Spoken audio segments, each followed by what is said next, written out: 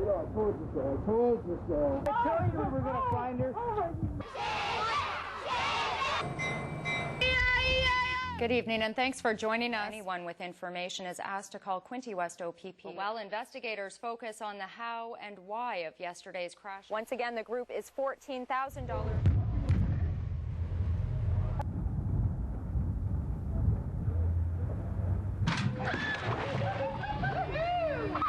See you next time. I'm going to spit on you, you little bitch.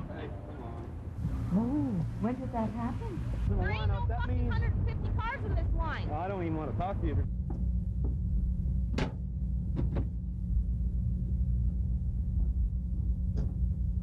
You're gonna get it, you little bitch!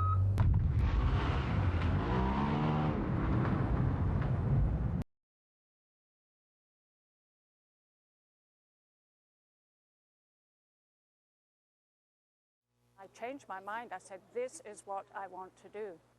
Bodil Byrne did not let her age get in the way when she decided to take up running.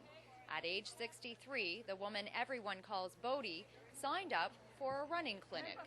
Thanks to the medical profession, we can look forward to spending more and more years in our retirement. And I wanted to make sure that they truly were the golden years that everyone says they are.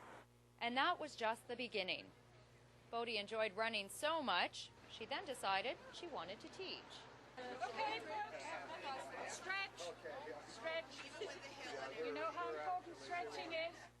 Today, Bodie works as a running instructor. She leads weekly running excursions through the downtown core of Peterborough, teaching students who are years younger than she is. I thought, well, Bodie can do it, I could do it. I really don't run with her. She slows down to run with us. You know, she's far superior to where we are, but again, it gives us something to aspire to and know that we can do it. And as if teaching people to run at age 66 was not enough, Bodie decided to take on another challenge. She headed to Ottawa to run a half marathon, and to date, she's completed 2 of them. When you've just run a half marathon and they come and put that medal around your neck and you think, wow, I'm a grandmother and I've just run half a marathon. There's nothing to beat it. That same energy and enthusiasm for life is also evident in Douglas Vasey. A week ago, we tried to contact the Peterborough resident. We were looking to interview a senior citizen that volunteers in the community. He's always doing something. He's, whether it's distributing books, whether it's becoming involved in something he sees in the community. In the wintertime, he's been very involved in the youth emergency shelter. But the man who we knew was always on the go here in Peterborough headed to England. At 87 years old, Douglas Vasey took the trip by himself, staying in hostels along the way and walking from place to place across the countryside. Douglas tells us he walked about 30 miles every day. Well, I landed at Exeter and went directly to a place called Paynton, which is right down in here. And then I proceeded to walk to Bristol and Cardiff and Chester, and I worked my way up to the Scottish border, which is right here. And I came back down to Manchester and flew home. Now back from his trip, Douglas, who was up before 8 and out the door most days, took some time to meet with us and tell us what it was like to travel to England by himself at 87. You meet a lot of young people, and now people my age can use the hostel system. And there were a few dinosaurs in some of the hostels that I was in. There were a few dinosaurs. Like guys like me. When you're 87, you're part dinosaur.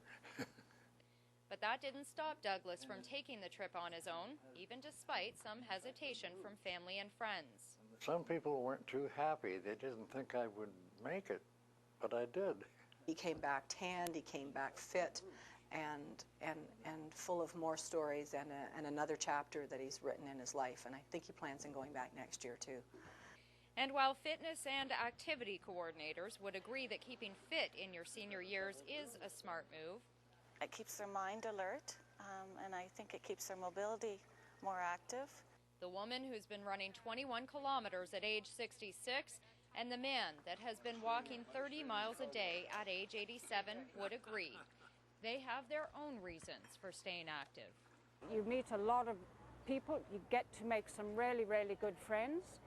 And it's nice just being out. When the weather's good, we run on trails. We might run in Jackson Park. What do you think when people say, well, should you be going to England by yourself, and should you be staying at hostels?